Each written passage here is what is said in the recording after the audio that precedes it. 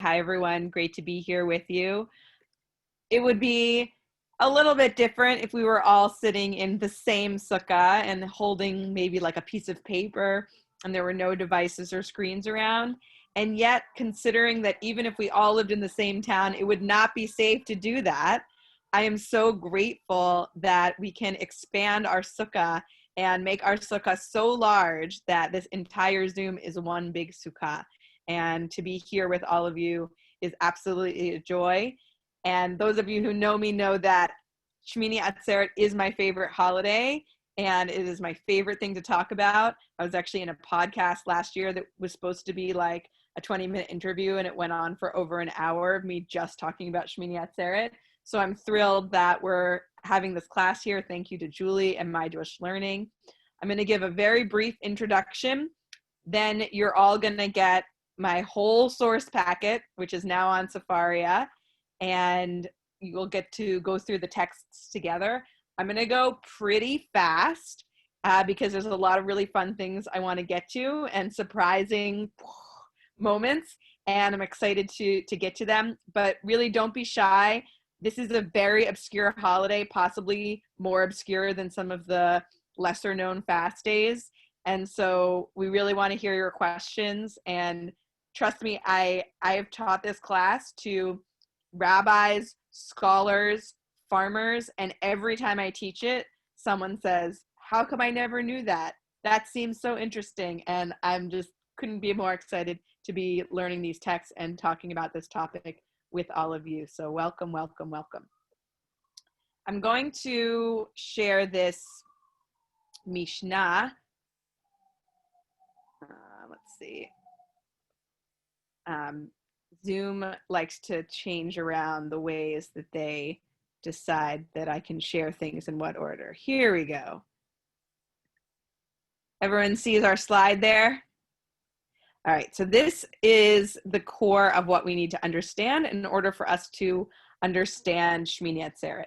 We're going to be talking about Sukkot. We're going to be talking about joy and rain and the themes of Sukkot. But mostly what I came here to teach you about is how the whole cycle of the Jewish calendar is leading up to this moment. It's not like a standalone holiday.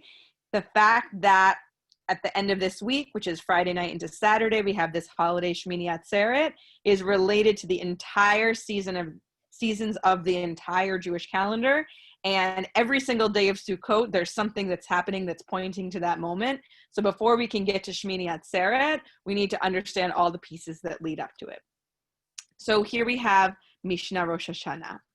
So here we have this line, at 4 set times the world is judged. On Pesach, by the way, this is on your sheet. You're going to get a massive packet with all of these sources. So I'm just doing this fancy slide as the intro to get you excited. At 4 times the world is judged: on Pesach in respect to produce, on Shavuot in respect to the fruit of the tree, on Rosh Hashanah, all those who have come into the world who pass before Hashem like division of soldiers. So people are judged, and on Sukkot, they're judged in respect of rain.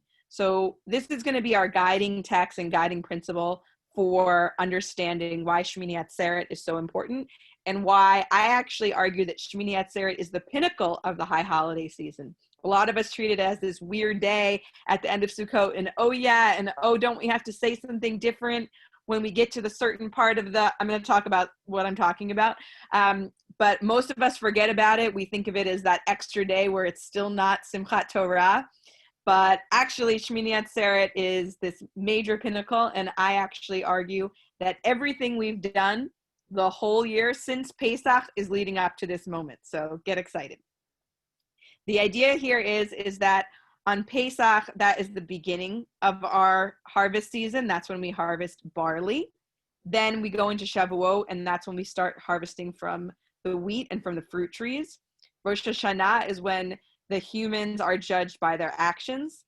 But Sukkot is when it really comes to a head. In a way, I would actually say that Rosh Hashanah, it's not even a real holiday. It's a date that reminds you that it's almost Shemini Atzeret. And so it's a countdown to the real holiday, which, hello, the first night of Sukkot is the full moon. That's when real holidays are, not on the new moon, which is the beginning of the month. So I wanted to point that out. This is a useful document that you can find in the Book of Days by Rabbi Jill Hammer, where she's done this little cycle where she's mapped on the rainy season and the dry season with the months. And the main reason I just want to bring it to your attention is, again, if you see the whole Jewish calendar in halves, the main thing to understand, and we don't really need this document to understand it, we can also go by what's written in our Siddur, or we can read more parts of the Mishnah. But the idea here is that you have to think of the winter is the rainy season and the summer is the dry season. If you get those two things, you're getting 90% of what you need to understand of why Shemini Atzeret is so important. So what is this idea that the Mishnah says the world is judged for rain on Sukkot? So the idea is that rain is corresponding to our relationship with God, and yet we only pray for Geshem Be'ito, rain in its time. The idea is not rain whenever I want, or even rain all the time, because that could be a flood and that would be bad. But the idea is Geshem Be'ito. How do we have the right amount of rain in the right season? And it's kind of funny. It's kind of like saying, like, I pray that the sun will rise tomorrow. It's like, well, duh, like the sun rises every day. Why are you praying for a thing that is obviously going to happen? But all of our prayers around this are actually to pray that the world be as it is. Shekacha lo ba'olamo. That is, the things are like they are. Shehakol nieh bidbaro. That everything will be according to God's word. These things the cycles and the systems should work as they work.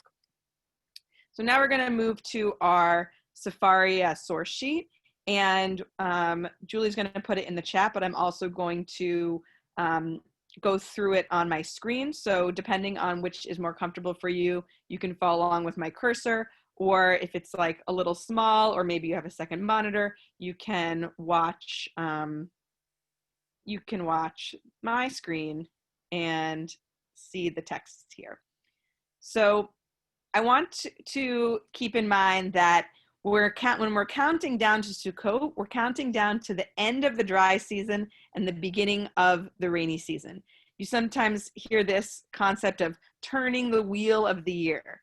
We're turning the wheel of the year. We're just like a few weeks ago in the Gregorian calendar, we went from summer into autumn. So on the Jewish calendar, on the last day of Sukkot, Shemini Atzeret, we are turning the wheel of the year from the dry season into the rainy season. So everything we're doing leads up to that moment. And the majority of this class right now actually is going to be about leading up to that moment. And only the last 9 minutes are actually going to be on Shemini Atzeret. But I promise you, by the time we get there, you're all going to be Shemini Atzeret evangelicals with me and be just as excited as I am for this exciting holiday that's coming up. So this first text is actually from the Book of Jubilees, which is sometimes referred to as one of the apocryphal books. And it actually gives a context going all the way back of the time of Noah, and that there would be a festival from the day of creation till the days of Noah, 26 Jubilees and 5 weeks of years. And the main thing you have to imagine is, if you imagine that when we think of the Jewish calendar maps onto like Rosh Hashanah as the creation of the world, and then now we're a few weeks after that, that even in those times, there was actually this set thing that that we should celebrate a festival that corresponded to rain and to honoring rain. So rain can be something that we fear from God, or it can be rain something that we celebrate. The next piece I want to share, we're not going to read the whole thing. It's a really amazing ghost story. If you're looking for Jewish ghost stories for any reason, maybe later this month, I can't imagine a reason why, but if you ever wanted a Jewish ghost story, here's one. And the point of bringing this Berachot 18b, this is the second source, is that even when it comes to Rosh Hashanah, that people were, in the ancient times, were thinking about and concerned about when is going to be the first rain. So if you have a field and you're planning when you're going to harvest, if you plant too early and you don't have a modern day drip irrigation system or fancy metal plastic sprinklers, you want to plant so close to the first rain that pretty much the day you plant, it's going to rain. But if you plant too late, the fields could be washed out. So Berachot 18b is about a man who gave some money to a poor man, and his wife mocked him, and he went and slept in the cemetery, the equivalent of sleeping on the couch, but their houses were smaller. He slept in the cemetery, and he heard some spirits, and they gave him a tip, which says, I heard that anyone who sows during the rainy season, can you see my cursor? Great. Anyone who sows in the rainy season will, during the first rain of the season, hail will fall and strike his crops. So he heard this, and he went and sowed during the second rainy season, and then everyone else's crops were covered in hail. The story goes on. The next year, the reverse happens. He plants earlier, the hail comes later. His crops are protected, etc. The point of the story is just that you can think of Rosh Hashanah would be too early for the rains to come, and the idea that Rosh Hashanah is connected to this cycle of rain. Thought that would be fun to share. This is actually a philosophical text and not a legal text. This is from Maimonides. So Maimonides, this is Maimonides talking about the symbolic expression of the lulav, the 4 species. We often in modern times think that it's obvious what those 4 species are. This is not a class on the 4 species, but if you look at the primary sources for the 4 species, some of them are very specific, like Arvei Nachal, willows of the brook, and some of them are kind of vague, like Pri Eitz Hadar, the fruit of the beautiful tree. And what I love about this Maimonides text is that that this rain stick, which we sometimes call the lulav, is a symbolic expression of our rejoicing that the Israelites experienced in the wilderness. And it maps on to moving through the different regions and habitats of the land. And he actually says something very, I think, beautiful, but also purposely vague. So we take a pleasant fruit, branches that smell good, have beautiful leaves, and good herbs. And you put those 4 things and you make a lulav. And I don't bring this to make a halachic or legal Jewish ruling on how you should build your lulav, but I do bring it to say that here's this philosopher saying that bringing plants from different parts of the world at this time of the year, and then to do a tinufah, do a elevation offering with them in order to request rain. And I wanted to pair that with this ta'anit. This is from the Babylonian Talmud. And it says, the lulav and the other species taken, they symbolize, we offer appeasement for water. They symbolize the rainfall of the coming year. Just as the 4 species cannot exist without water and they need to grow, so too the world cannot exist without water.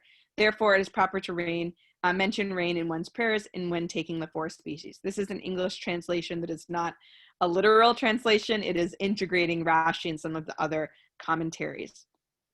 So we have Sukkot, which is after we've done all of this repenting, and we have this rain stick that we're shaking saying, let the rains come. But again, what is our prayer? Not that it rains today, not that it's like ask and answer and now we're done, but that at that moment, at the end of Sukkot, at the end of the pilgrimage festival, that the rains will come. And, sometimes we look at the calendar of the Jewish year and the cycle of the Jewish year, and we think, how come most of the holidays are like Pesach to Sukkot, and then there's like not that many holidays for a while? If you think of the winter holidays, so the next major one being Hanukkah, then we think of maybe Tu B'Shvat and then Purim. Those 3 holidays are post-biblical holidays. So those are not holidays that are pilgrimage festivals. Those are not holidays that have ancient roots of things where you would go on a pilgrimage to Jerusalem. The holidays that correspond to ancient temple times are all in the dry season. So we actually really don't want it to rain until the end of Sukkot because we want to get to Jerusalem. We want to do our sacrifices or whatever we do on the holiday of Sukkot, and we want the rains to come after. So speaking of when we want the rains to come. So it's important to point out that this line, V'haya im shamoa, Deuteronomy 11, some of us actually say this prayer in the Shema. If you grew up in a Reform community like I did, you might have had this part of the prayer removed from your prayer book because of the philosophy and ideology of, we can't get God to control the weather by our actions. Obviously, the irony of that is in modern times with all of the issues that we know about climate change, the idea that you should take the right action and you will be rewarded with the amount of rain or the right balance of rain. We actually know scientifically that our actions do affect the climate, not necessarily the weather, but the climate. But this is a very important paragraph for understanding Jews' relationship with rain and reward and punishment in our relationship to God. This is Deuteronomy 11, 13 to 14. If you obey the commandments, I will grant natati matar atzeichem be'ito yore umalkosh. I will grant rain for the land in your season. And then we have these two really wonderful words, yore and malkosh. So this is really fun Hebrew, trivia, that in Hebrew we have not only more than one word for rain, but we have a specific word that means the first rain of the year and a specific word that means the last rain of the year. And so the Yoreh is what we're looking for that first rainfall. And the Malkosh, you're never going to be able to know if it's the last rainfall when you're experiencing it, but that is what you would name as the last rainfall. And if we're lucky, those things will come after Sukkot and before Pesach. I just want to also draw everyone's attention to, some of us already read Kohelet, the book of Ecclesiastes, for Sukkot. It's often read on the Shabbat of Sukkot. And there's this beautiful Rashi commenting on this. And he says, the fact that there's a time for death, if you think of that line, a time to be born, time to die, etc., you know the song, you know what I'm talking about. Or you also read Kohelet, the Shabbat. The fact that there is a time for death is a beautiful thing, for a person optimistically says to himself, perhaps my death is far off, and he builds a house and plants a vineyard. It is beautiful, and it is concealed from the people. So I just wanted to bring this in to remind us this idea that we, looking forward to the next year. It's not just like we like rain because it's good for my crops, or we like rain for to go swimming. Like, we need rain for everything, especially in pre-industrial times. Praying for rain is like the same thing. It's the same thing as praying for our life. Even if you weren't a landowner, everyone is praying for rain. And this is very, very, very, very important. If you think of the difference between I'm going to reflect on my ethical doings versus I'm going to hope I don't die this year, which, by the way, in 2020 is actually, I feel more than any time in my life, is actually a legitimate fear for me, for my family, for people who are immunocompromised, for people who are over a certain age. I really am feeling this in a serious way. I hope the people that I love make it through another year. And for the ancient people, and still for many, many people around the world who are experiencing drought, praying for rain is essential for life. Here's that passage we saw before on Mishnah Rosh Hashanah, on 4 times the world is judged. I'm noticing there is something in the chat, so I'm going to peek at it. If someone was having technical issues, though, there is the question about the winter holidays, and are they thought of as minor holidays? Yeah, so that's a good question. I wouldn't use the word minor. I would just say post-biblical holidays. If you wanted to say that, like, by that token, I would say that even Rosh Hashanah is a minor holiday, that the only major holidays are the Shalosh Regalim, are the 3 pilgrimage festivals, Passover, Shavuot, and Sukkot. And you could even say Tisha B'Av is a minor holiday. So it kind of depends how you frame it. But what I try to do is differentiate between Torah commanded versus rabbinic commanded, or even post-rabbinic commanded, if we start thinking of something like Tu B'Shvat, which is much, much later in terms of figuring out a way for that to be a holiday that we observe in modern times. I'm just going to pause the share for a second because there's a passage I wanted to show you that might have fallen out of order. Okay, there it is.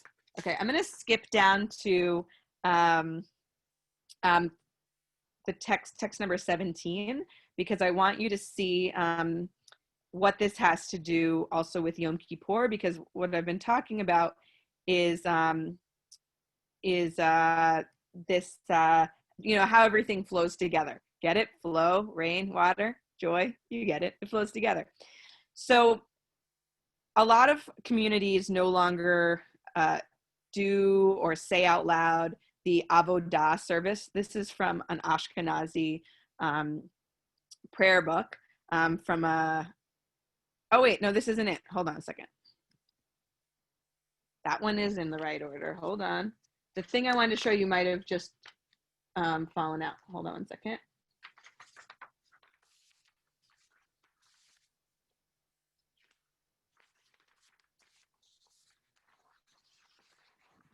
Good time to type questions in the chat. Okay, we skipped it. All right, going back to number 3. So on Yom Kippur, we don't always do the avodah service. Oh, I see. It is not. Oh, here we go. It's number 2. We don't always say the avodah service. It's pretty obscure, and most synagogues, even if they do it, it's like everyone took a nap already by the time we get to the Musaf service. But I'm really drawn to the idea that in ancient times, and even in some synagogues in modern times, this is from the Sephard Machzor, that the Kohen Gadol, the high priest, would say a prayer related to rain on Yom Kippur. Check out what he said. So it's in a section that starts with Yehi Ratzon Milfanecha Hashem, so may it be your will, God, and then there's like a whole list of requests. To give a little bit of context, the high priest enters the Holy of Holies, prays on behalf of himself, his family, and the whole world. So this is part of that. So what does he ask for? This coming year shall be for us and for all your people, the house of Israel, wherever they are, rich in rain if it is hot. I love this as someone who works in a garden and has a lot of houseplants. People are like, how much water does it need? I'm like, it depends how much sun it's getting. It's not the same every day. It's not the same every day of the year. Depends how much it rains, depends how hot it is, depends how much direct sun you're getting. It's not an exact amount. Rich in rain if it is hot. This also makes me just imagine that the high priest actually did know how to grow plants, which is also very exciting, thinking of someone who's in like high level of leadership, but also has experience growing plants. And then check out what he says. And when the world is in need of rain, do not permit the prayers of travelers with regard to rain to gain entrance before you. Did you see what he just did there? He figured out that there's this problem, right? If you think of the context, people believe that their prayers are effective. And if they ask God for something and they've done the right mitzvot recently, they've been following God's commandments, that their prayers are going to be answered. So this high priest, or whoever is his liturgist, came along and said, we notice that sometimes when we need rain, it doesn't rain. Maybe it's because people are praying for it not to rain because like they have a vacation coming up, or they're a peddling salesman somewhere. I really think we need to do something about this. I know. Let's make sure that the high priest preemptively annuls anytime someone might pray for no rain. And I love this prayer from the priest, because the idea here is that there's actually no such thing as a prayer for no rain in Judaism. It will not be heard.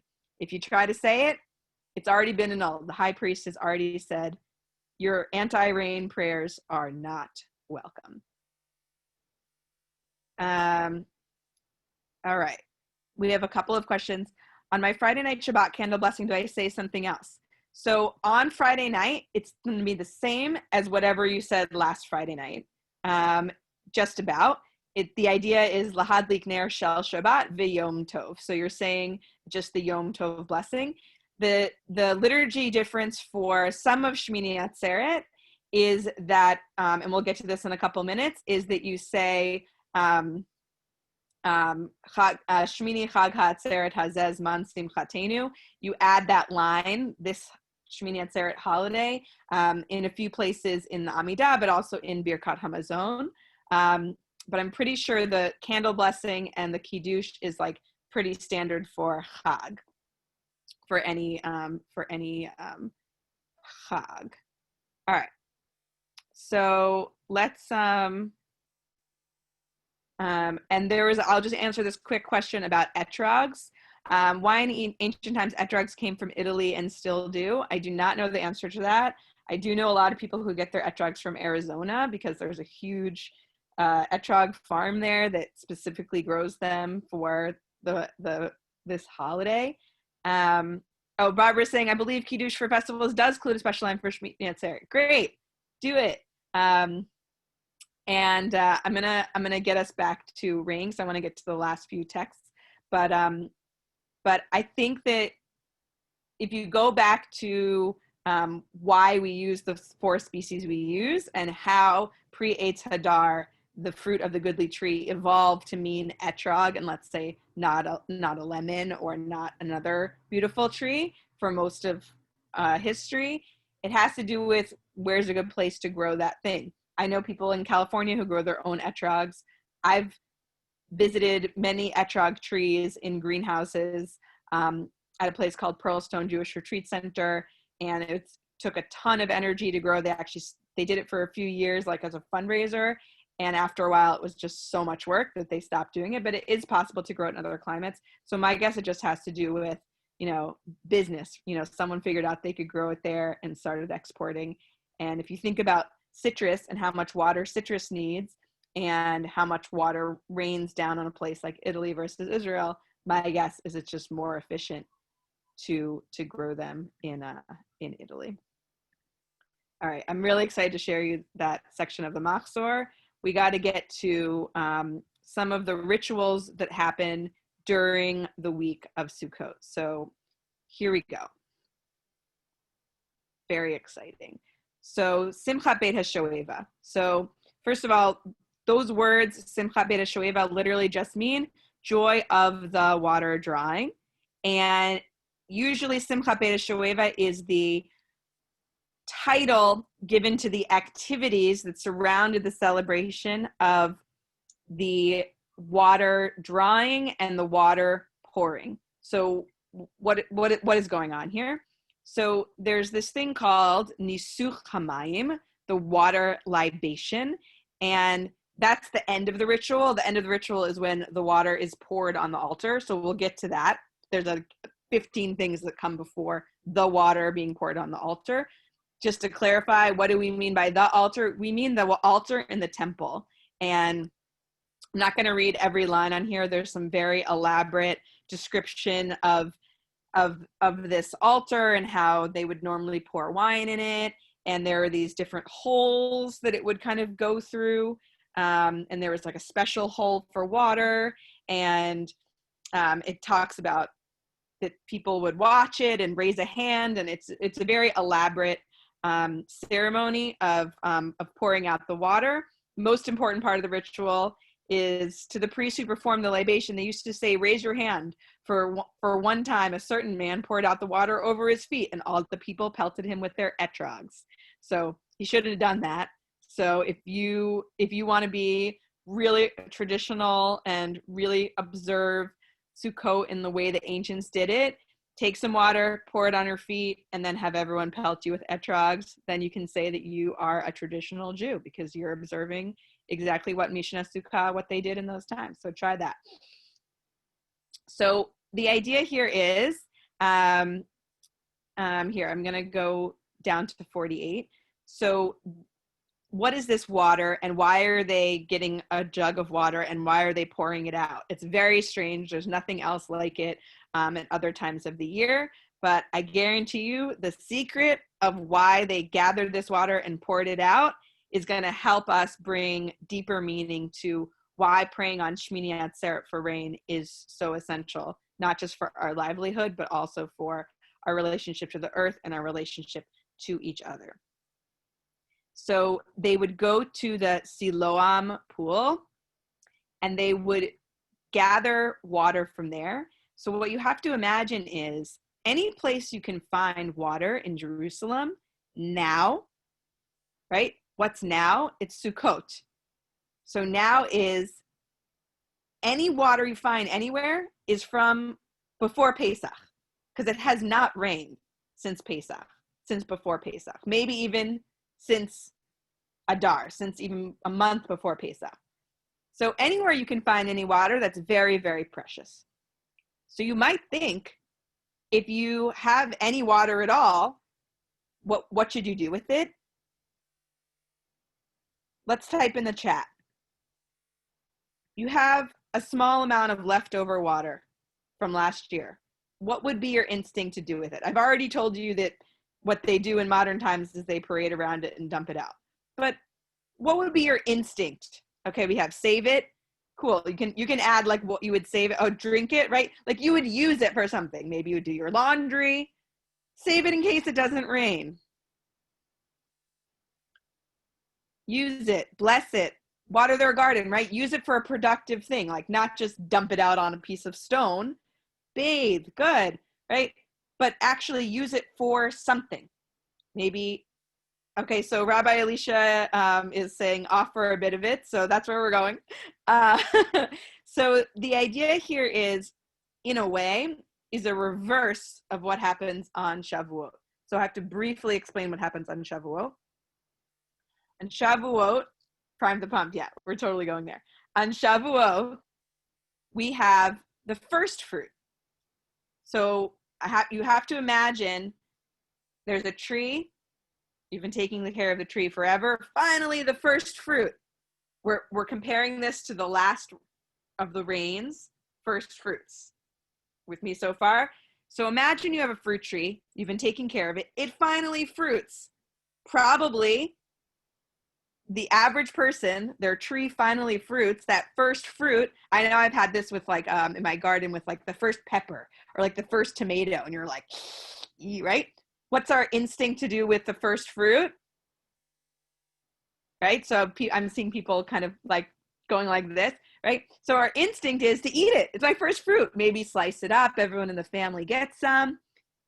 But actually, what does the Torah say? For Chag HaBikurim, which is a parallel, more agrarian, agricultural source of Shavuot. And those of you who weren't at my Shavuot class, it is on the My Jewish Learning YouTube page, and you can learn way more about first fruits and Bikurim. It's all there. And yeah, exactly what we heard from Rabbi Magal. We give up that first fruit. We say it's not yours. This is different from Maser, from the tithing that is needed to feed the priestly class. This is something you just give up. And you say, and the idea is by giving it up, it's with faith that more fruit will come. By the way, other ancient cultures did this with child sacrifice. People didn't think of it as this like horrific, barbaric, horrible thing to do to your children. They really thought, and we might say superstitiously, by giving up your firstborn, it's faith that God will provide, or the gods will provide more. Same thing with animals. We have this for animals. The firstborn of a goat, the firstborn of your sheep, it is not yours. You have to give it to God. You have to give it up. You can't eat it. You can't sell it. You have to just give it up. And so the idea is, and again, it might sound very superstitious or wasteful to us, but imagine if you really believe that. Imagine if you felt like you just didn't eat that first fruit. If you ate that first fruit, you would like curse yourself that no more would grow. So people really felt that. So I think everyone's understanding first fruits, bikurim, those two words mean the same thing. First fruits, bikurim. Also, by the way, bikurim is the same word, the bechor, right? The firstborn animals. And also humans. There's a lot firstborn information that I'm skipping over, but I think you get the general gist of it. So with the water, with Simchat Beit HaShoeva, it is the reverse. A quick question from Yael. Fruits can't be eaten for 3 years. If you're in the land of Israel and you lived in ancient times, yes, there's something called orla, which is, yes, the same word as milah for Brit Milah. It's the circumcision of the trees, which is the first 3 years you don't eat the fruit. And you also, you discard it or compost it, or you just leave it be and let them rot and etc. It's a good question of what did they actually do if they weren't eating the fruit in the first 3 years, but they did not bring them to the temple, that's for sure. Okay, so we'll have to schedule another class just on agricultural laws and go deeper on that, Julie, for next time when we run out of holidays. So back to the water ceremony. In the times of Sukkot, and you have that last bit of water, you might think, drink it, water your garden, bathe, cook up some food. Nope, we're just gonna pour it out. And it's the reverse of Bikurim. By giving up the last of last year's rains, it is an act of faith that more rain will come. We're so sure that we did all the repentance that we needed to do these past few weeks that we just pour it out, and we say the Geshem prayer, which we're going to talk about in a second. We say the prayer for rain, and we turn the wheel of the year. Rain is coming.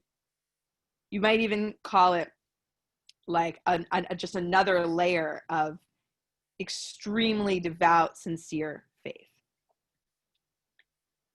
So let's go back to our source sheet. Simcha Beit HaShoeva is super wacky. It included dancing around with this jug of water, parading in the streets. And there was even a section of Jerusalem that was called the Gate of Water. There were shofar blasts. There were different basins that it was poured in before it was poured out. And then there were silver basins. There were limestone basins. And I'm not going to read the whole thing, but you have it so you can check it out later. But it is different size basins, different measuring, and different actions that happened along the way.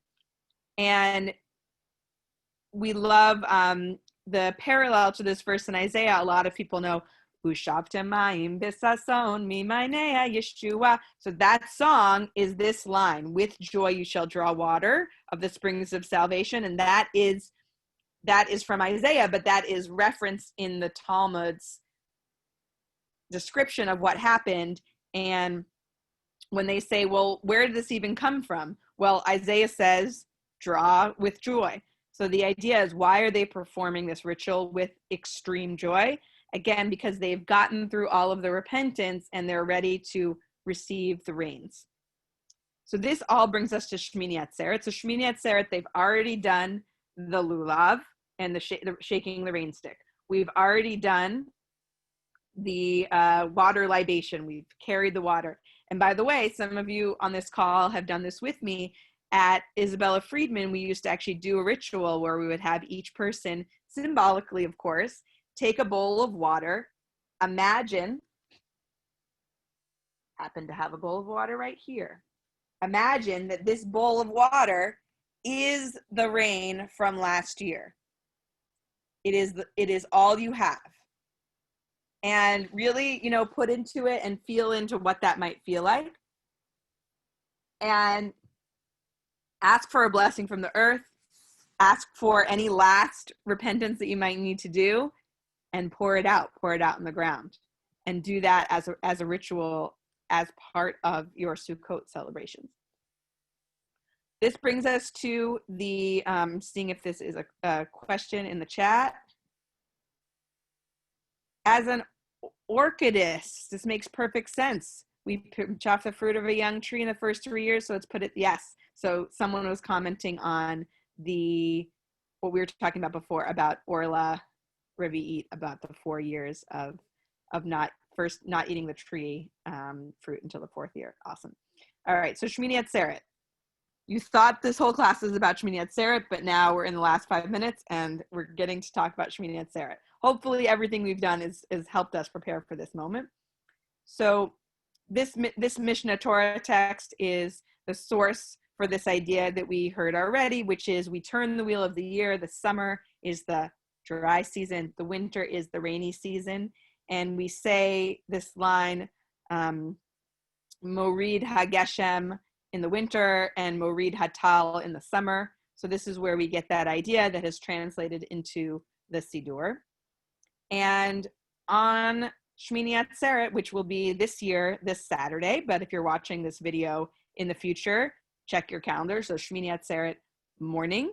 By the way, I tend to call both days of Chag Shemini Atzeret. I just call it Shemini Atzeret day 1, Shemini Atzeret day 2. Simchat Torah is the very ubiquitous ritual that we take part in on Shemini Atzeret day 2, but really they're both Shemini Atzeret. And it's funny to have a 2-day holiday that's called 8th of the thing, but I should have said this earlier, by the way. Shemini means 8, Atzeret means stop, and it's kind of like, okay, we're done. And part of that, I think, has to do with pray for rain, pray for rain, pray for rain. Okay, we believe so much that the rain is coming, we're actually going to stop praying for rain. This is an excerpt of an Ashkenaz version of the prayer. You'll see that it fits into the part of the Amidah that is the Ata Gibor line, so the second benediction of the Amidah. And it's a really, really beautiful piyut, liturgical poem. It goes through different examples of times that other people, such as Abraham, prayed for rain, and then God provided the rain. I've also included, and then at the end, the Chazan, whoever's leading, says, Shatahu Hashem Elokeinu Mashiv Haruach Umorid Hagashem, that you God bring the rain, bring the wind and cause the rain to fall. And from that moment on, we add those words in our Amidah prayers. I also included here a really, really beautiful version of the Geshem Piyut from Rabbi Jill Hammer. There's a picture of it here, but also if you click on the blue text, it links to a full text version. This is where she takes the same format in the poetry, but adds gives you a version of very specific matriarchs and also has it in the feminine if you want to address the divine in the feminine. So I hope that I've inspired you to wrap up your prayers for rain, but say them urgently. And the piyut is called Tefilat Geshem. And it's just called the rain prayer. And even if you don't make it to Zoom shul this weekend or an in-person place, you can use this sheet we sent and pray for rain. Get together with your family, maybe take a little bowl of water, imagine it was last year's rain, and pour it out with faith that we will have Geshem Bito, rain in its time, sky blessings coming very soon.